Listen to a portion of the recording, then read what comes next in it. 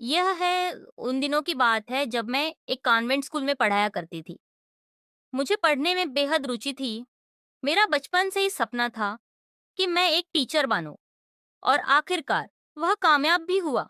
मैं convent school में एक कंप्यूटर टीचर थी और बच्चों को कंप्यूटर चलाना एवं उसके बारे में जानकारी दिया करती थी। मेरा नाम प्रिया है और मैं यहाँ पर अकेले रहा करती थी क्योंकि अभी तक मेरी शादी नहीं हुई थी।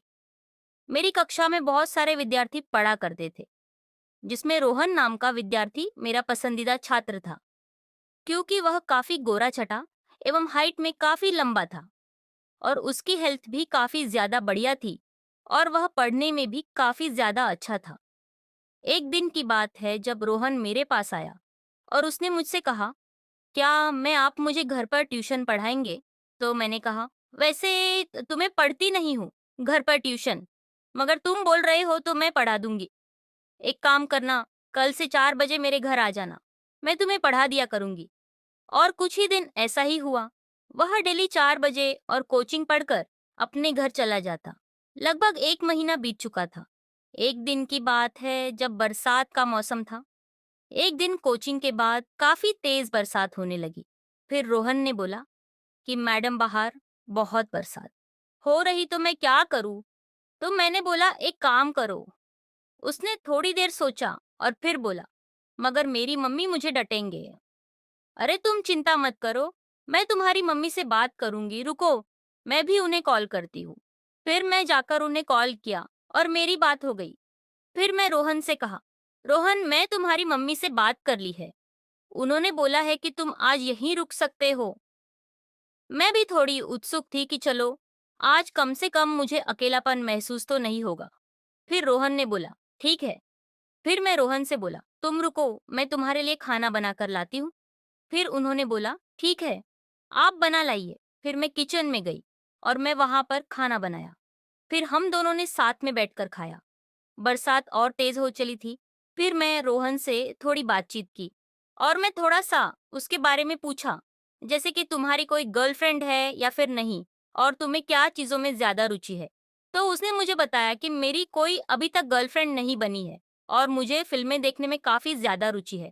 तो मैंने कहा, चलो ठीक है, हम लोग आज फिल्म ही देखते हैं। फिर मैं अपनी टीवी चालू की और फिर उसमें एक बढ़िया सी पिक्चर लगा दी। पिक्चर थोड़ी सी रोमांटिक थी। बीच-बीच में थोड़े से सीन भी आ रहे थे उसमें, जिससे रोमन थोड़ा शर्म आ रहा था। फिर एकदम वहाँ पर एक सीन आया रोमांटिक सा और रोहन शर्माने लगा। फिर मैं रोहन से कहा, तुम इतना शर्मा क्यों रहे हो? तो रोहन ने कहा, मुझे ये सब चीज़ देखने की आदत नहीं है। फिर मैंने कहा, ये सब चीज़ है तो नॉर्मल है। आजकल ये चीज़ सब चीज़ है तो सभी कर रहे हैं। उसने कहा, सही बात है। फिर हम लोग फिर से फ़िल्म देखने लगे। फिर थोड़ा-सा और रात हुई। फिर मैं रोहन से कहा कि आज तक कभी तुमने किसी लड़की को किस किया है? रोहन बोल, नहीं, मैं आज तक किसी को किस नहीं किया। फिर रोहन भी थोड़ा उत्तेजित होने लगा था और मैं उसकी भावनाओं को समझने लगी थी। फिर वह मेरे पास आया और बोला, क्या मैं यह सब आपके साथ कर सकता हूँ? मैंने बोला, नहीं बेटा, तुम मेरे स्टूडेंट हो और तुम्हारे लिए ऐसी बातें करना अच्छी बात नहीं है। तो तुम यह सब बातें ना ही मन में लो और ना ही इन बातों को सोचो। फिर रोहन ने मुझे सॉरी बोला और कहने लगा, चलिए मैडम, अब हम लोग सो जाते हैं। मैंने भी कहा, ठीक है। मैं अकेली रहा करती थी, इसलिए मेरे घर में सिर्फ एक ही बेड था। तो मैं रोहन से कहा, एक काम करो, तुम बेड पर सो जाओ, मैं नीचे सो जाती हूँ तो। रोहन ने बोला, अरे नहीं, मैं नीचे सो जाता हूँ, आप एक काम करो, ऊपर सो जाओ बेड पर। फिर मैंने सोचा, चलो एक काम करते हैं, हम दोनों ही बेड पर सो जाते हैं। रोहन भी राजी हो गया। रोहन ने बोला, ठीक है, मैं हम दोनों ही बेड पर सो जाते हैं। फिर हम लोग सोने की तैयारी करने लगे। फिर तभी रोहन से मैं बात करने लगी, थोड़े बहुत सवाल। उससे मैंने पूछे कि तुम्हें और किन किन चीजों में रुचि है और तुम अपने जीवन में क्या करना चाहते हो। और ऐसा करके सिलसिला जारी रहा और इसी बीच मुझे थोड़ी-थोड़ी नींद आने लगी और नींद आते-आते मेरी थोड़ी-सी आँख लगने लगी। फिर थोड़ी देर बाद मैंने देखा कि रोहन मेरे काफ़ी ज़्यादा करीब आ चुका है और रोहन मेरे पास आकर बिल्कुल चिपक गया है। फिर मैंने सोचा शायद उसे ऐसे ही सोने की आदत होगी, तो मैंने उसे इग्नोर किया और उसको सोने दिया। फिर उसके बाद थोड़ी देर बाद मैंने कुछ महसूस किया कि मेरे पीठ के पास कुछ मुझे चुभ सा रहा है। मैं समझ तो गई थी कि यह क्या है और फिर मैं रोहन से थोड़ा-सा दूर आ गई। जैसे-तैसे करके थोड़ा-सा मैं और काटा और रोहन फिर से मेरे पास आ गया। फिर मैं रोहन को हिलाया और पूछा, "रोहन, क्या तुम जाग रहे हो?" रोहन ने कोई जवाब नहीं दिया। शायद वह सो रहा था या फिर सोने का नाटक कर रहा था। तो फिर वह मेरे पास और ज़्यादा चिपक गया। फिर मैं भी थोड़ी-सी उत्सुक हो गई थी और मैंने मन में सोचा कि अगर यह सब चीज़ मैं करूँगी, तो शायद यह गलत होगा और इसका समाज पर गलत असर हो सकता है। तो फिर मैं उठी और उठकर इधर-उधर टहलने लगी और मैं रोहन को देखा। तो मैं एक बात समझ चुकी थी कि वह अभी सोया नहीं है। फिर मैं समझ गई थी कि रोहन के मन में कुछ अलग ही विचार है। तो फिर से मैं बिस्तर पर गई और लेट गई और इसी तरह से रात निकल गई। मगर रोहन ने कोशिश करी, परंतु वह अपनी कोशिश में कामयाब नहीं हो पाया। मैं भी एक दिन शादीशुदा लड़की हूँ। मेरा भी काफ़ी ज़्यादा मन हुआ, परंतु मैं इस संबंध को जानकारी दिया, क्योंकि मुझे यह सही नहीं लगा था। फिर अगली सुबह मैं वापस स्कूल गई। फिर वहाँ पर मैंने अपनी क्लासेस ली और रोहन मुझे वहाँ पर वापस मिला और हमने नॉर्मली बात की। फिर स्कूल की छुट्टी हो गई थी और रोहन की कोचिंग आने का समय भी हो गया था। फिर रोहन कोचिंग आया और उसे मैंने पढ़ाया और फिर वही बरसात होने लगी थी। इस बार रोहन ने मुझसे कहा कि मैं घर चला जाता हूँ, तो मैं भी मन में सोचा, ठीक है, इसे मैं बोल देता हूँ, तुम घर चले जाओ।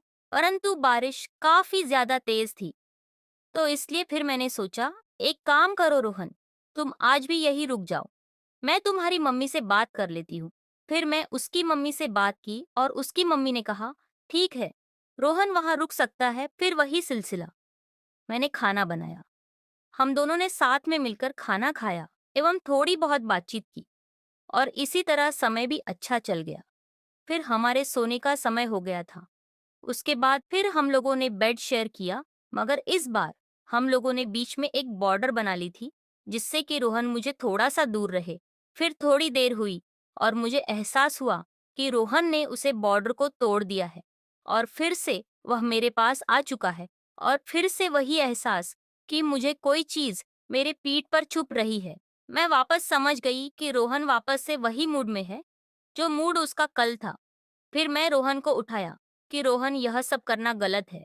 मैं तुम्हारी टीचर हूँ और टीचर के साथ इस प्रकार की चीज़ करना बहुत ज़्यादा गलत है।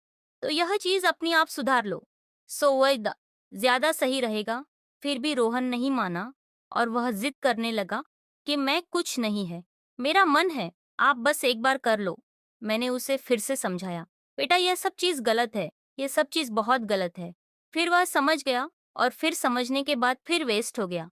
सो गया। इसी प्रकार से रात हो गई एवं फिर मुझे भी थोड़ा-सा बुरा लगा कि नहीं, कि रोहन का कहना गलत था, परंतु वह भी बच्चा है, वह इन चीज़ों को नहीं समझता है। अभी तो इन चीज़ों को हमें समझना चाहिए, जिससे कि हम अपनी भावनाओं में ना बहे और अपनी इंद्रियों को अपने काबू में रखें, जिससे कि एक संबंध संबंध की तरह रहे। इसी तरह फिर से सुबह हो गई और रात को कुछ भी नहीं हुआ और फिर रोहन अपने घर चला गया। फिर वह गया एवं स्कूल में मुझे वापस मिल। फिर से मैंने उसे समझाया कि बेटा, यह जो चीज़ तुम करने की कोशिश कर रहे हो, वह सब चीज़ अभी सही नहीं है। अभी तुम्हारी उम्र बहुत छोटी है और इन सब चीज़ों से तुम दूर रहो, तो यह अच्छा रहेगा। फिर रोहन धीरे-धीरे करके समझ गया कि मैडम मुझे क्या कहना चाहती है और मुझे क्या समझाना चाहती है। इस प्रकार से फिर एक टीचर और स्टूडेंट का संबंध वही रहा, जो होना चाहिए। और मैं अपनी भावनाओं में न वही, तो यह संबंध अच्छा रहा। अगर उसे रात में अपनी भावनाओं में बह जाती, तो शायद टीचर और स्टूडेंट का संबंध कहीं न कहीं बिगाड़ सकता था। तो इसीलिए अपनी भावनाओं को अपने अंदर रखें एवं इसको ज़्यादा स्पर्श न करें। मैं आप सभी लोगों को भी यही सीख देती हूँ और एक संबंध को संबंध रहने दो, तो ही वह अच्छा रहेगा